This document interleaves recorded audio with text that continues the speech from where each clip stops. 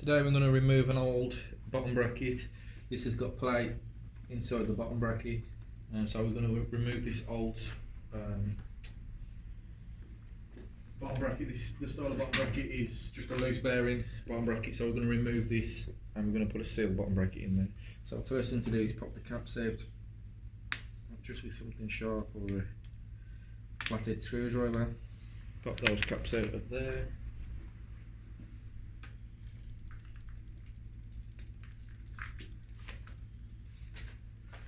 Then we need a 14mm socket. It has to be, the walls of the socket have to be quite shallow to get into the crank arms. Normal thread anti-clockwise on both sides. So first we'll take those out.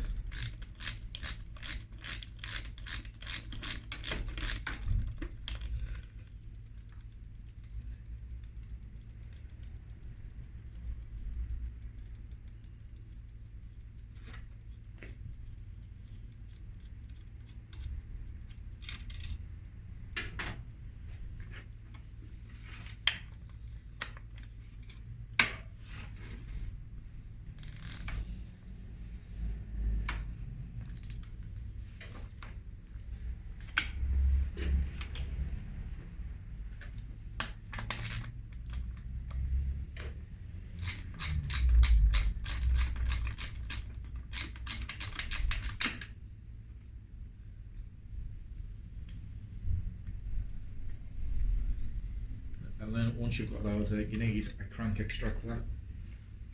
You can buy them fairly cheap. And what I'll be using is a Unicorn one, it's a bit more expensive. But most of them you'll find from a normal shop.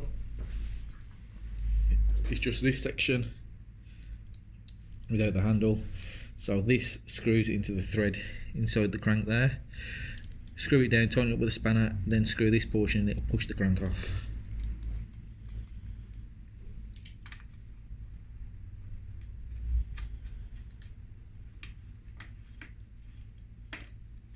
Make sure that you tighten this down, because if you don't tighten it down you can end up pulling the thread out of the crank. If it's an aluminium one, this is steel, so it's not as likely to happen, but it still can. So tighten that up. It will get really tight and then it will come loose again.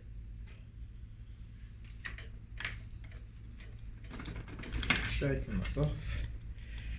Take that out. So to get it out you have to screw the inner part out until it feels free, and then we can undo this.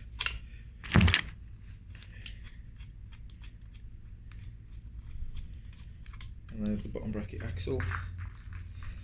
I'm going to do the other side now. Same again.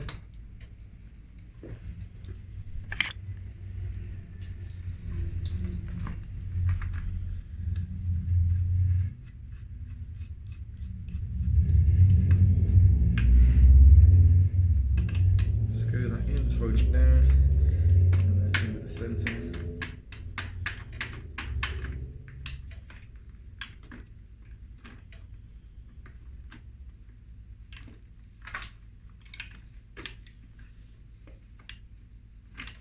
There we go, that's off.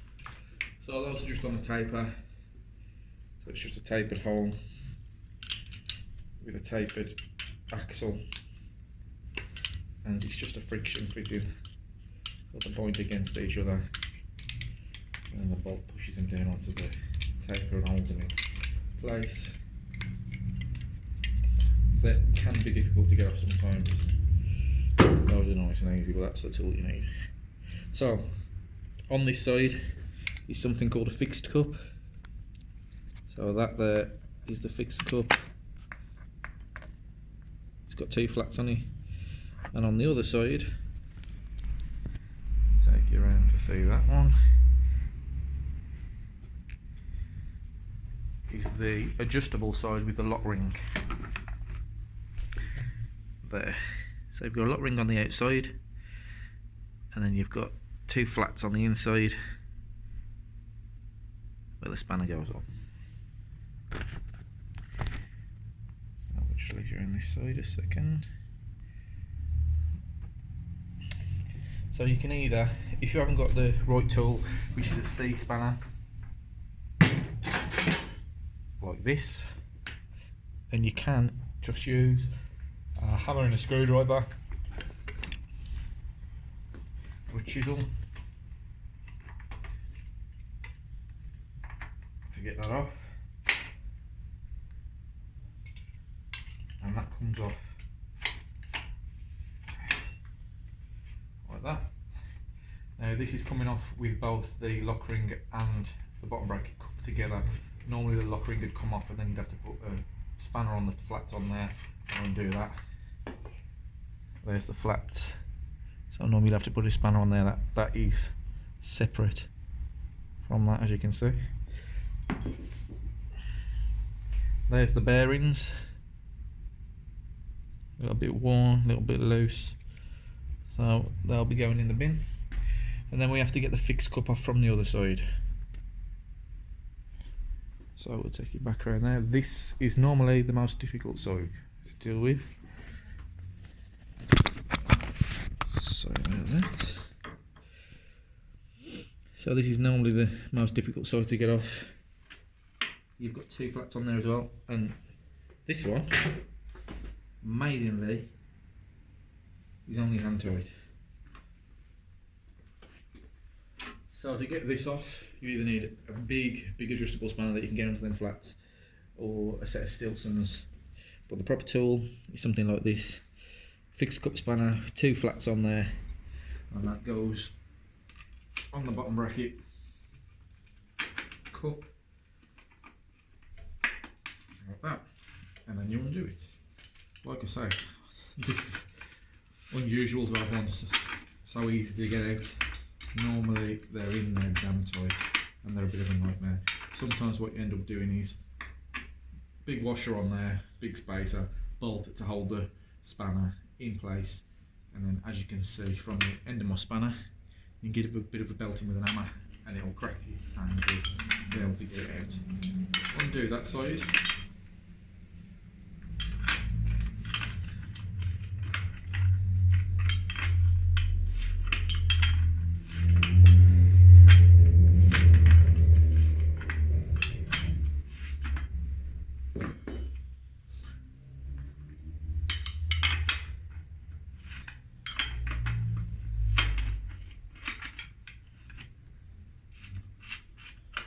That. There's the bearings in that side. Normally they were absolutely disintegrated. Those are still together, but we have got play in there. Could have been because it was loose, but it's on its last legs anyway, so we're going to put a new one in. Sometimes if you put in these in just with new bearings, they are different lengths, so make sure you know which side comes out of which way that came out of there. To get the right size on a new bottom bracket, you want to measure the length of that axle, and then you can measure it against the new steel bottom bracket. So we'll just find the size of that. Some of it got it right on it. We'll just measure this one up just to make sure, and we'll find the right size of that.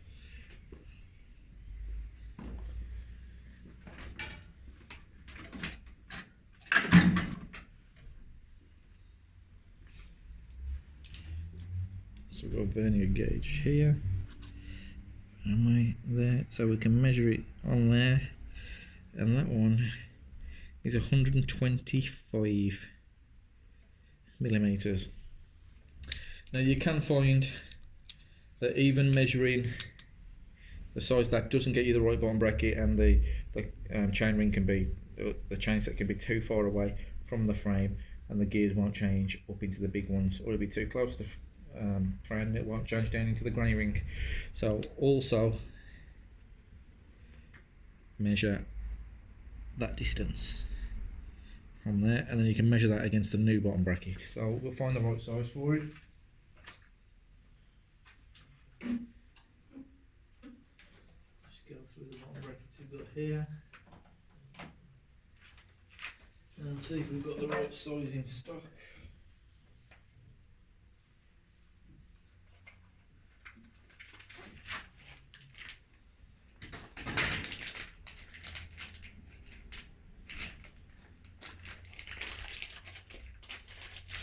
So the first thing we'll do is we'll look for the right size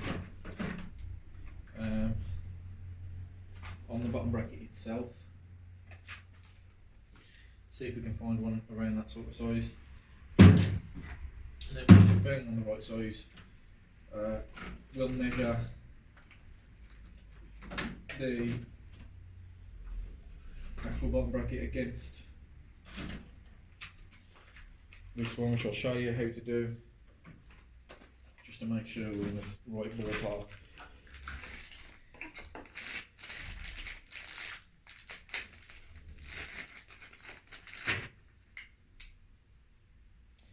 Right, so we found a bottom bracket which is 122. Now remember that one measured 125. But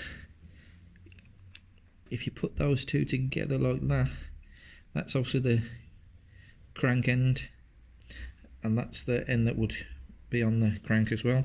If you put them two together, you can see that they're the same length. So if we would have gone for 125 or bigger, then that axle there would have been too long and it may not have changed into the big chain ring.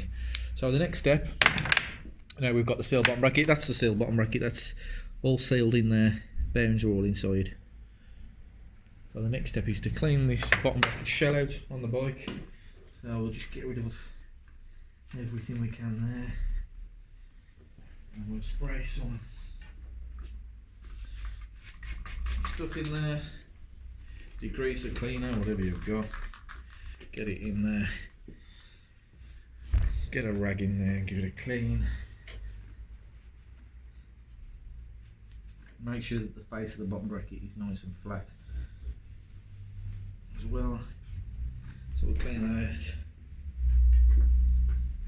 both sides.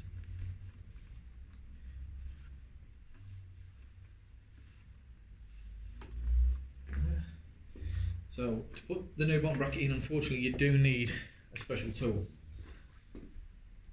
You do need a spline bottom bracket tool like that, which fits into the splines on the bottom bracket there. Them tools between 8 and a tenner for a decent quality one, because you don't want a cheap one that's going to wreck the splines of your bottom bracket. So the next thing to do is whip a bit of grease around the thread of the bottom bracket there. Make sure there's nothing inside the bottom bracket. One pitfall you can come up against is if the cables run along the bottom of the frame, there can be a cable guide there with a screw in it, and that screw can interfere with the bottom bracket when you try to put it in. So if there is a screw there, you can just do it a couple of turns out and then put the bottom bracket in, then screw the screw back in, and you shouldn't have a problem. So we'll whip that in there, and the best way to do this is keep it level, because you do not want to cross these threads, they are fine. Screw it forwards, which is loosening it, until you feel a click.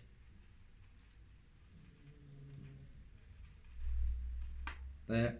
Once you feel that click, that should be the threads engaged, and you can start to tighten it. And then we'll get the tool on there, swab the grease off my hands.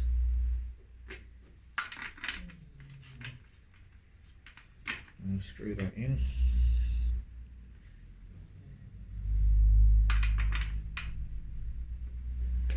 To make this a little bit quicker, I'm going to put it in with the air gun. Obviously you can just screw it in.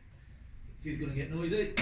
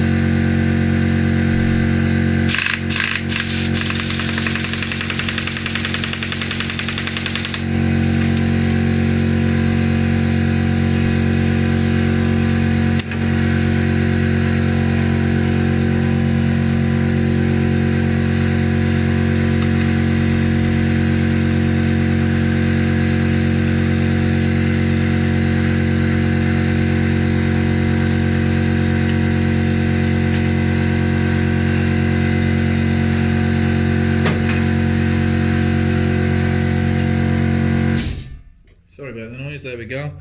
So that bottom bracket's in. Have to remember both sides of this loosen towards the front of the bike. So both sides loosen that way, and then you tighten that way on both sides. So opposite threads, but that's that in place now. This chap's got a bit of movement in the bushes on his frame, so I'm just going to see if we can time him. I doubt it, I think it's worn out, but he's asked me to see if that'll tighten at all. How loose the bottom bracket is, these main tighten, because if that's anything to go by, they're pretty loose. So the bushes on a cheap frame like this are just down there, 8mm in there. Give it a turn, and it is turning both sides, and as you can see it's not done a great deal. And we'll just check the suspension mounts as well, and they're tight, but we've still got play. The bush is down there, and there's nothing you can do about it. It's just wearing out, and getting hold of something for a frame like this, which is practically a throwaway bike, it's going to be difficult. So all we've got to do now is put the chain set back on. So when you're putting it back on, make sure that the chain doesn't get caught and is behind the chain set. So we put that chain there like that. Whip that on there. We've got some new bolts that have come with this bottom bracket, so we will whip those in as well.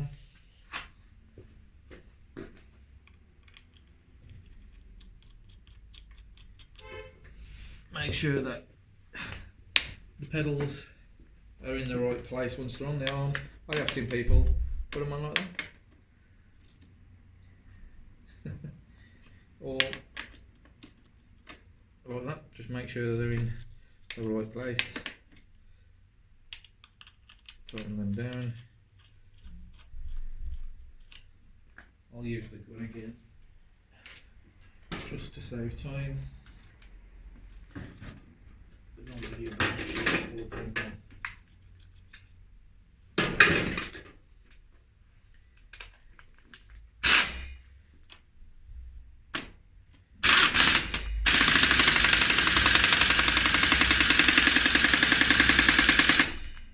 And these do have to be tight. You don't want your crank arms falling off while you're riding.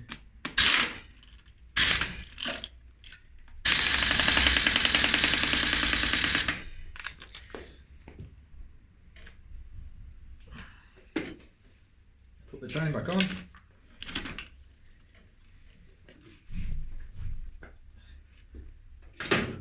Check these. 45 Newton meters is what they need to be, which is tight.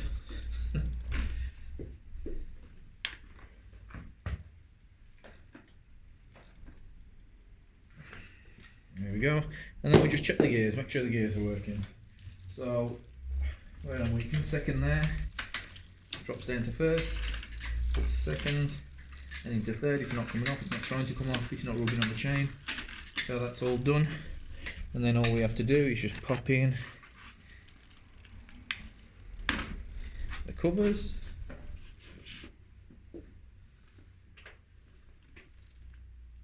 Like that. And that's all done. So that's sorted out the play in his bottom bracket, that's sorted out his crunching, but he has still got play in his frame, which he's been informed about. I hope that helps you fit yours. If you like videos on bikes, cars, tools and off-roading, then please subscribe.